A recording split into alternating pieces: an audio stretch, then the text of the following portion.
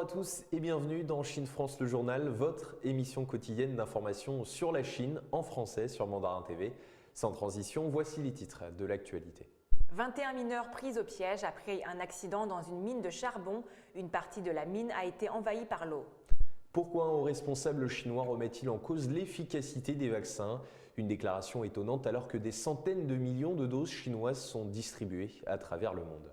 L'Allemagne enregistre une forte hausse de ses échanges commerciaux avec la Chine en février. Ils ont augmenté de 25% selon l'Office fédéral des statistiques. La Chine célèbre le 50e anniversaire de la diplomatie du ping-pong. Le 10 avril 1971, une équipe de pongistes annonçait un début d'entente entre les États-Unis et la Chine. Et pour terminer ce journal, nous nous intéresserons à l'exposition horticole internationale. Elle ouvre ses portes à Taoyuan avec plus de 1100 variétés de plantes. Couvrant une superficie d'environ 230 hectares, elle durera jusqu'au 8 octobre. 3 mois après l'explosion dans une mine de la province de Shandong, un nouvel incident quasi similaire s'est produit en Chine, cette fois au Xinjiang. En effet, 21 mineurs ont été coincés par une inondation dans une mine de charbon samedi. Si les opérations d'évacuation sont compliquées, 8 personnes ont déjà été secourues.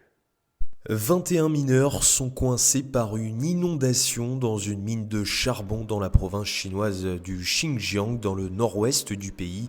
C'est ce qu'a rapporté ce dimanche l'agence de presse officielle Xinhua en citant les services d'urgence locaux. Une partie de la mine a été envahie par l'eau, ce qui a provoqué des coupures d'électricité juste après 18 heures samedi, alors que 29 mineurs travaillaient dans la mine située dans le comté du Tubi, a précisé l'agence. 8 mineurs ont pu être évacués toutefois. Le Global Times, un quotidien officiel, a déclaré que 12 des mineurs qui restent piégés ont été localisés dans la mine et devraient à leur tour être secourus. Ils se trouvent sur une plateforme à environ 1200 mètres de profondeur, mais les opérations d'évacuation sont compliquées par la configuration de la mine. En effet, les mines chinoises sont parmi les plus meurtrières au monde. En janvier, 10 employés d'un gisement d'or ont trouvé la mort à la suite d'une explosion dans une mine de la province côtière de Shandong. En décembre, c'était 23 mineurs qui avaient été tués après avoir été pris au piège dans une mine de la ville de Chongqing dans le sud-ouest du pays. 3 mois plus tôt, 16 personnes avaient péri dans une autre mine de charbon dans la même région. C'est une déclaration pour le moins surprenante qui a été faite par un haut responsable chinois ce week-end.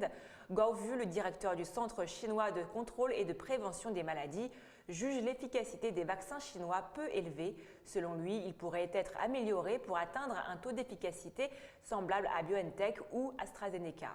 Les vaccins chinois n'ont pas de taux de protection très élevé, voilà ce qu'a déclaré le directeur du Centre chinois de contrôle des maladies, Gao Fu, à l'occasion d'un colloque samedi à Chengdu. Des milliers de commentaires d'internautes ont rapidement émergé sur les réseaux sociaux chinois. Pour autant, les autorités chinoises assurent que les vaccins sont efficaces pour lutter contre le Covid-19. Le taux est simplement plus faible que celui de BioNTech ou AstraZeneca par exemple. À l'image du vaccin contre la grippe, les vaccins chinois restent donc utiles contre la pandémie, assure-t-il.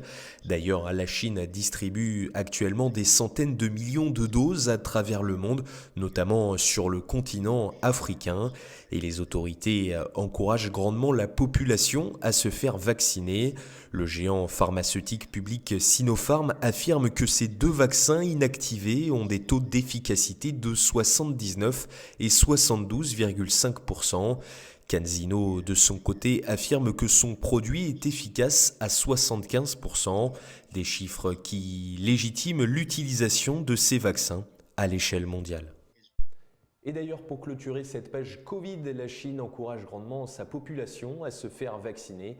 En effet, le pays reste confronté au risque d'un rebond de l'épidémie, comme dans la ville de Ruili. Pour y faire face, les autorités ont décidé de vacciner en priorité les participants actifs aux activités sociales, à l'image des plus de 18 ans. Une stratégie radicalement opposée à celle utilisée en France, par exemple. La Chine encourage la vaccination volontaire contre le Covid-19 et œuvre pour que toutes les personnes pouvant faire l'objet d'une vaccination y aient accès. C'est ce qu'a déclaré dimanche un responsable de l'autorité sanitaire du pays. Participants actifs aux activités sociales, les plus de 18 ans constituent la majorité des personnes recevant les vaccins. C'est ce qu'a déclaré Wu Langyu, un responsable de la Commission nationale de la santé, lors d'une conférence de presse. La vaccination ne protège pas seulement les personnes qui la reçoivent, mais aussi les membres de leur famille, notamment les enfants et les personnes âgées.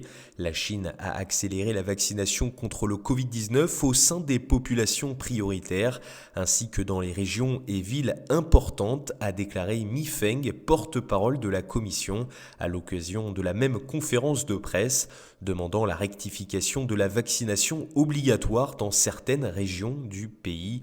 Parallèlement, Wu Zhongyu, épidémiologiste en chef du Centre chinois de contrôle et de prévention des maladies, a mis en garde contre un assouplissement de la prévention auto-imposée au printemps, en particulier pendant les vacances prochaines du 1er mai. Il a demandé à la population de suivre strictement les mesures de prévention, notamment de porter le masque en public, de se laver les mains, de respecter la distanciation sociale et éviter les rassemblements de masse. La Chine reste confrontée au risque d'un rebond de l'épidémie en raison de cas importés.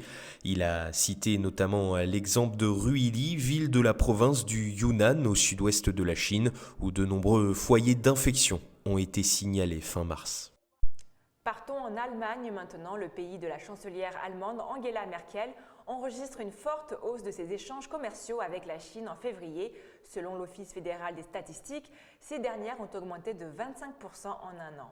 Les exportations allemandes vers la Chine en février ont augmenté de 25,7% en un an pour atteindre 8,5 milliards d'euros. Voilà ce qu'a annoncé vendredi l'Office fédéral des statistiques.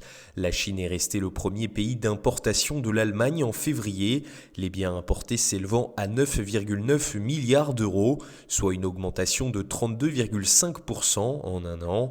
Les exportations allemandes vers les États-Unis, elles, ont légèrement diminué pour atteindre 9,5 milliards d'euros au cours du mois, tandis que les importations ont même baissé de 12,6%. Il est inquiétant de constater que la reprise économique aux États-Unis a actuellement peu d'impact sur les exportations allemandes dans ce pays, alors que le commerce extérieur avec la Chine continue de croître régulièrement, a déclaré Anton Berner, président de la Fédération du commerce de gros, du commerce extérieur et des services allemands dans un communiqué. Toujours dans l'actualité internationale, la Chine célèbre cette année le 50e anniversaire de la diplomatie de ping-pong. Le 10 avril 1971, l'amorce d'une entente entre la Chine et les États-Unis démarrait alors qu'une équipe américaine de pongistes foulait le sol chinois. Un an après, Richard Nixon effectuait son premier voyage officiel dans l'Empire du Milieu. Retour sur cet événement dans ce sujet. Un échange de balles de ping-pong pour rapprocher deux pays en froid. Depuis 22 ans, les relations diplomatiques entre la Chine et les États-Unis étaient rompues quand une équipe de pongistes permit d'amorcer une détente. C'était le 10 avril 1971. Près d'un an plus tard, Richard Nixon effectuera son premier voyage officiel dans l'Empire du Milieu. Accompagné de 4 journalistes américains de l'agence de presse Associated Press, de l'hebdomadaire Life et de la chaîne de télévision NBC, les jeunes sportifs américains débarquaient à Beijing. Au menu le lendemain, visite de la muraille de Chine, puis de l'université de Tsinghua. Ses classes, son usine de camions et son atelier de machines-outils où les ouvriers sont les étudiants et les professeurs eux-mêmes. Plus encore qu'avec le sourire, le 14 avril, le Premier ministre chinois lui-même, Zhou Enlai, reçoit les Américains avec les autres délégations nigérianes, canadiennes et colombiennes. Très chaleureux, souriant et charmeur, le Premier ministre célèbre une nouvelle page dans les relations entre les peuples américains et chinois, propos auxquels Richard Nixon répond immédiatement en annonçant un train de mesures destiné à lever certaines entraves à la libre circulation des personnes et aux échanges commerciaux entre les États-Unis et la Chine populaire. Et pour terminer ce journal, intéressons-nous maintenant à l'exposition horticole internationale. Elle ouvre ses portes à Shaolin Wan avec plus de 1100 variétés de plantes. Grande d'une superficie d'environ 230 hectares, elle durera jusqu'au 8 octobre prochain. Plus de 1100 variétés de plantes sont actuellement exposées à l'exposition horticole internationale qui s'est ouverte jeudi dans la province chinoise du Jiangsu à l'est de la Chine, selon le comité d'organisation. Sous le thème Ville verte, vie saine, l'exposition a lieu dans la station touristique de Zhaolinyuan, dans la ville-district de Yingzheng de Yangzhou et durera jusqu'au 8 octobre prochain. Couvrant une superficie d'environ 230 hectares, l'exposition se compose de 5 pavillons principaux.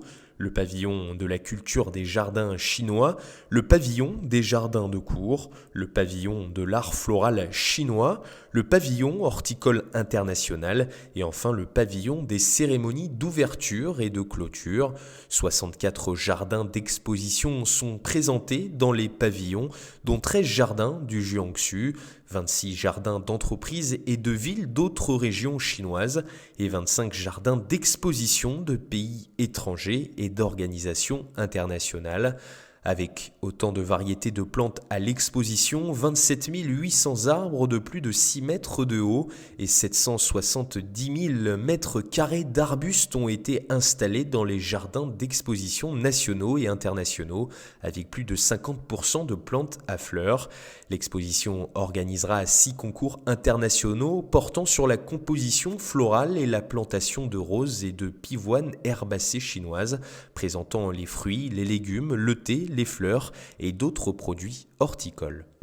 C'est la fin de notre journal. Merci à tous de nous avoir suivis. Et pour revoir toutes nos émissions, rendez-vous sur le site www.mandarintv.fr ou sur notre chaîne YouTube. Très bonne journée ou très bonne soirée à vous sur Mandarin TV.